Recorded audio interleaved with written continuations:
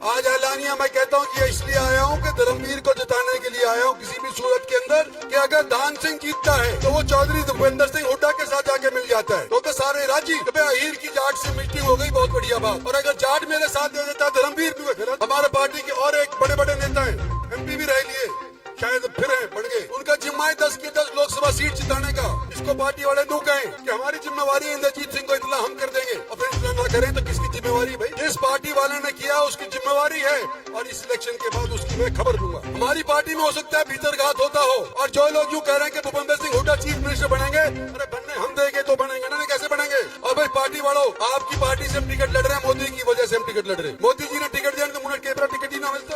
AIIMS बड़ी मुश्किल के बाद नटनिया नाट रहे थे कि हमारे साथ गलत फैसला करवा दिया, नहीं हो सकता एम्स, और उसके बावजूद लेकर के आए। कौन लेकर आया? आपका अजीज। और मेरे को पुश करने में कौन कौन कसर नहीं छोड़ी, सारे लग रहे थे। आज मेरे दिल में एक खलिश है कि धर्मवीर मेरे साथ रहा और धर्म सिंह मैं बनाया, मेरे को छोड़ के भाग गया। जो मेरे साथ जो करतूत होती रहती है।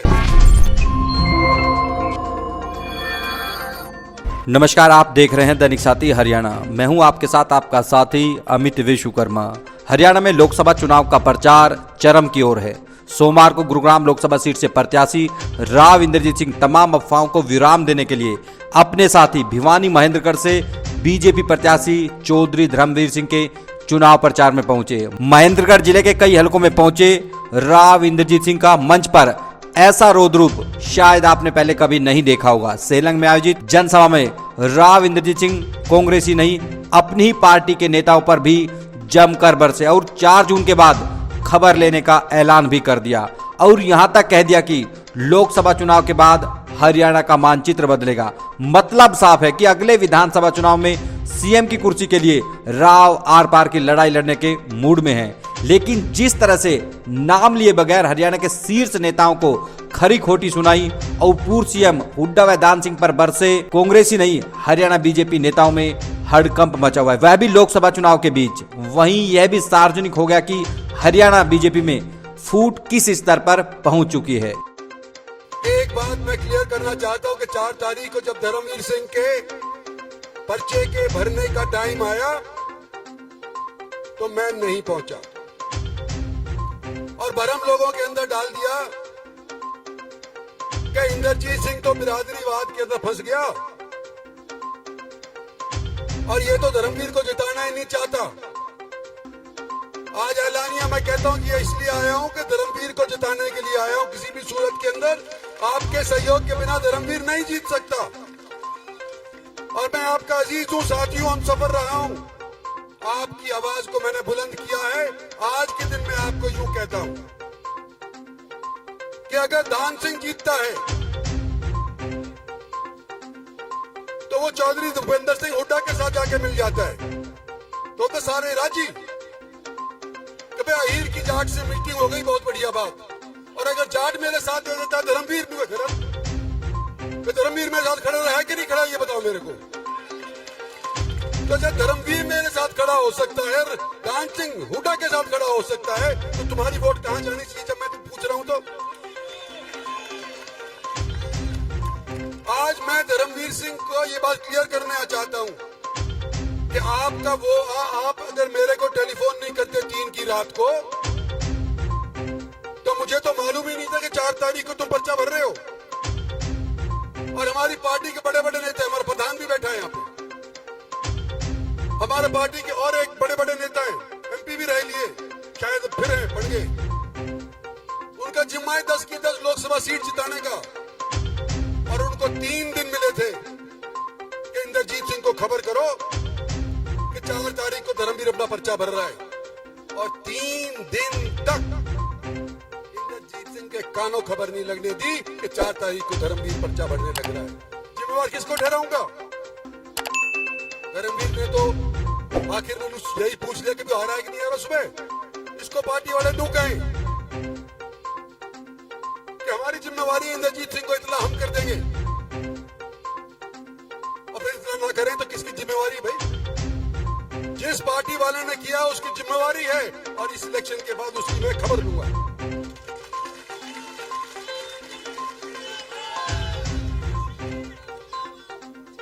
हमारी पार्टी में हो सकता है भीतरघात होता हो कांग्रेस में भी भीतरघात होता रहा है, लेकिन आज के दिन मैं यूं कहना चाह रहा हूं कि हरियाणा का मानचित्र इस लोकसभा इलेक्शन के बाद बदलेगा। और जो लोग यूं कह रहे हैं कि भूपेंद्र सिंह हुड्डा चीफ मिनिस्टर बनेंगे, अरे बनने हम देंगे तो बनेंगे, नहीं कैसे बनेंगे?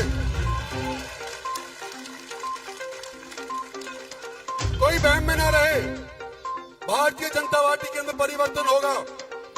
जो लोग आज बड़े बड़े ओहदों के ऊपर बैठे हैं, ये जरूरी नहीं कि आगे भी ये उसी तरह से बैठे रहेंगे, लेकिन हमने पार्टी के अंदर अनुशासन लाना है। और पार्टी के अंदर अनुशासन लाने के मुझे एक आध सहयोगी तो छोड़ो के दो, अकेला नहीं लड़ सकता, मुझे साथी चाहिए, लोकसभा में भी चाहिए, पार्टी में भी चाहिए, इसको चाहिए।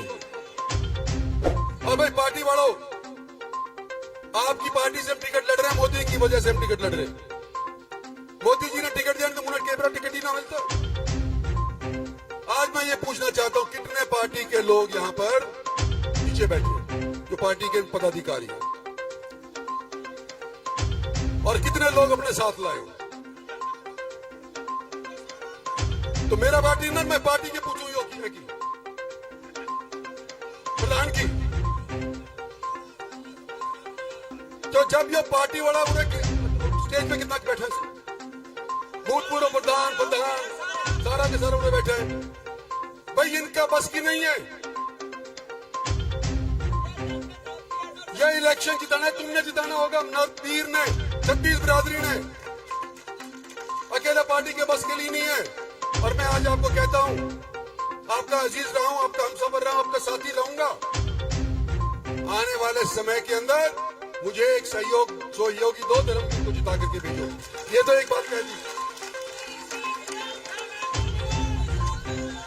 और हम जब पार्टी के लिए और मोदी के लिए वोट मांग रहे हैं, इसलिए मांग रहे हैं कि हमने काम किया है, काम के बलबूते के ऊपर वोट मांग रहे हैं। जो धर्मवीर अभी कह रहे थे, जब सरकार हुआ करती थी, कांग्रेस की सारा माल हूस करके, नौकरियां हूस करके और एक जिले में बांट दिया करते थे, याद करो। और क्या वही स्थिति दोबारा चाहते हो? जब परिवर्तन हो चुका है, जब सेंट्रल यूनिवर्सिटी हमारी यहाँ की,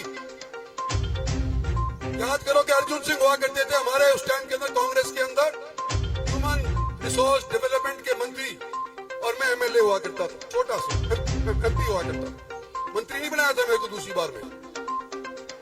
एमपी के तौर के ऊपर ये लड़ करके रोहतक नहीं जाने दी भाई, मैंने उन्हें लाके टेकी जाटपाड़ी में यूनिवर्सिटी, और कोई कहे कि हमने करवाई, मैं करवाई, अर्जुन सिंह को मैं लेके आया था। ये काम किया है हमने तुम्हारे लिए। और यहाँ का ये हाईवे, क्या बोलते हैं, ग्रीनफील्ड हाईवे, 9,000 करोड़ का, 152D। कई लोग तो मुँह थे कि ये होए ही नहीं। किसने करवाया? नितिन गडकरी ने, हरियाणा के बीचों बीच काट करके, और चंडीगढ़ का सफर 3 घंटे कम कर दिया कि नहीं कर दिया? किसने करवाया? भारत सरकार ने कराया, मोदी सरकार ने कराया, नितिन गडकरी ने कराया। और मैं वकील, धर्मवीर वकील इकट्ठे जाया करते थे, गडकरी के बाद कम सैकड़ों बार गए होंगे। जब डेवलपमेंट नजर आने लग रही है,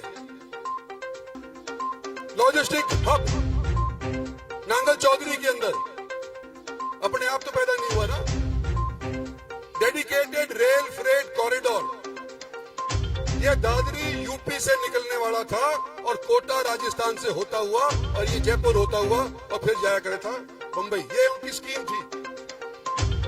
आज 2 लाख करोड़ रुपए से डेडिकेटेड रेल फ्रेट कॉरिडोर बन चुका है, तकरीबन 99%।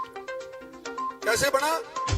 हमने राजस्थान से जाने की बिनिस्बत यूं कहा कि तुलना करो कि कितना खर्चा होगा अगर हरियाणा से जाएगा तो, और अगर राजस्थान से जाएगा और नदियों के पुलों ऊपर पुल बनाने के बाद जाएगा, कोटा होकर के जाएगा, तो कितना खर्चा होगा? हरियाणा से जाएगा कितना खर्चा होगा? तो राइट्स नाम की एक बिल्डिंग बनाने वाली संस्था है रेलवेज की, उन्होंने फिर ये भापा कि खर्चा कम कहां से होगा, और भाई हरियाणा का खर्चा कम था, तो आज के दिन डेडिकेटेड रेल फ्रेट कॉरिडोर भी थारे जमीन के ऊपर से जाने लग रहा है और लॉजिस्टिक हब भी नांगा चौधरी के अंदर आज के दिन उसी वास्ते के लिए बन के लग रहा है। कौन क्लेम कर सकता है ये डेवलपमेंट? मोदी सरकार। जब मैं यूं कहता हूं आपसे,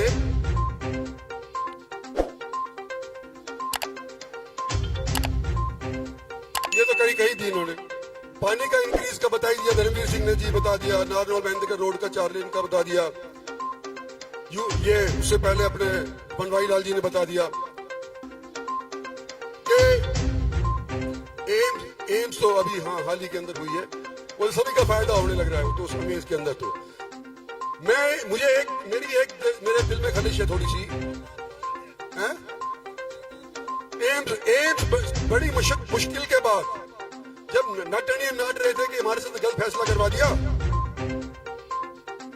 नहीं हो सकता एम्स, और उसके बावजूद लेकर गया। कौन लेकर आया? आपका अजीज, आपकी ताकत, आपका सहयोग, 36 बिरादरी का।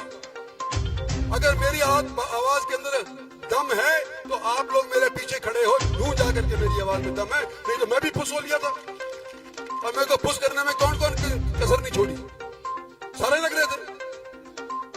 आज मैं कह रहा था मेरे दिल में खलिश है।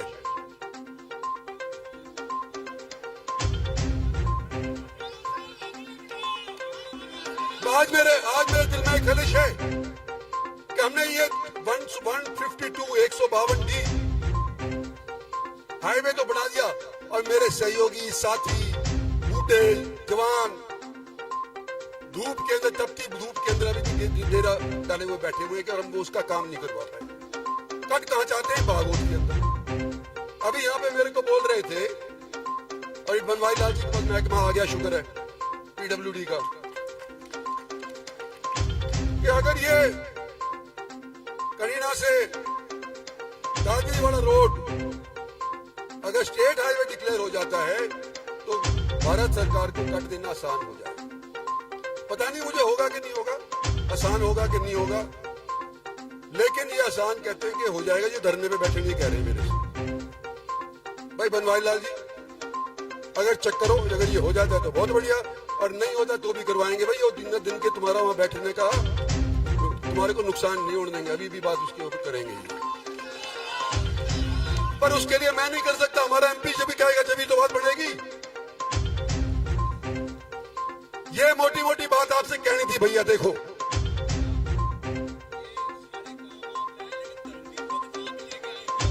वो मैं कह दी ना कि धर्मवीर मेरे साथ रहा और धर्म सिंह मैं बनाया, मेरे को छोड़ के भाग गया, है कि नहीं?